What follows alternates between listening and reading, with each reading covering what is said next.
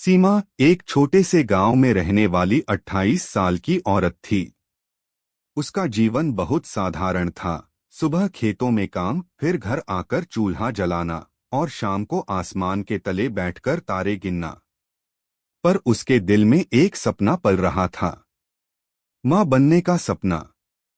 शादी को 7 साल हो गए थे, लेकिन उसकी गोद अब तक सूनी थी।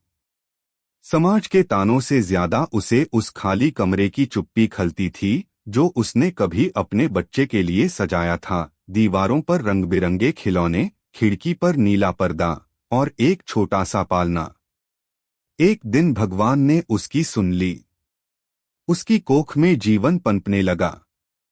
जब उसने पहली बार अपने बच्चे की धड़कन सुनी तो उसकी आंखों से आंसू छलक पड़े, पहली बार खुशी के आंसू। पर किस्मत को कुछ और ही मंजूर था।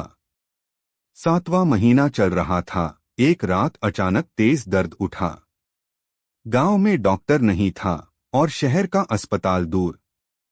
टांगे कांप रही थीं, पर दिल में सिर्फ एक ही ख्वाहिश थी, मेरा बच्चा सलामत रहे। जब वो अस्पताल पहुंची, डॉक्टरों ने हाथ खड़े कर दिए। ऑपरेशन हुआ, लेकिन बच्चा नहीं बच सका। सीमा जब होश में आई तो सबसे पहले उसका हाथ अपने पेट पर गया और फिर उस कमरे में सन्नाटा छा गया। कहाँ है मेरा बच्चा? उसकी चीखें पूरे वार्ड में गूंज उठीं। उस दिन एक माँ तो जिंदा रही, लेकिन उसकी ममता मर गई।